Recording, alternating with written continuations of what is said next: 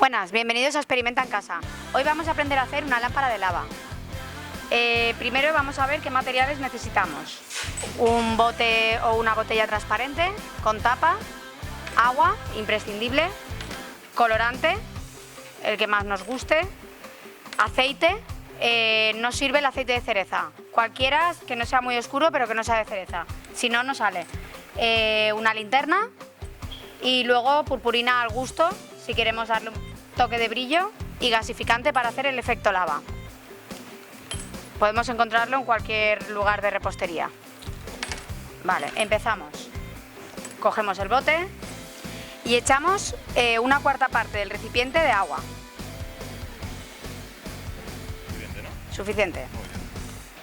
Cerramos el agua, cogemos el aceite, que no sea de cereza, y echamos el resto del bote dejando un poquito de aire. Un poquito de Sí.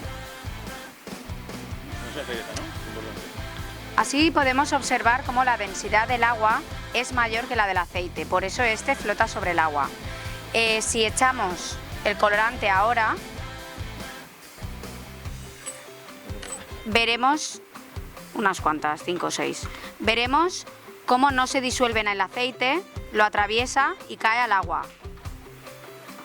Así nos va a costar más mezclarlo porque ha creado una película de aceite alrededor de la gota de colorante. Para hacerlo en casa es mejor que mezclemos el colorante directamente con el agua.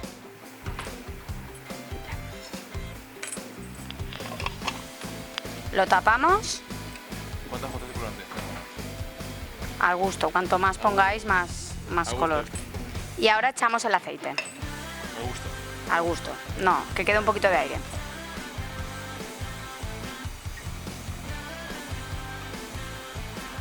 Mira qué diferencia.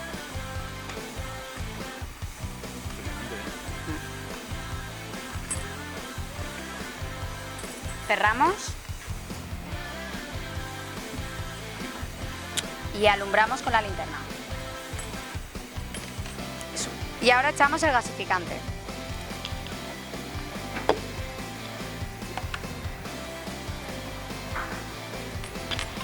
Al gusto.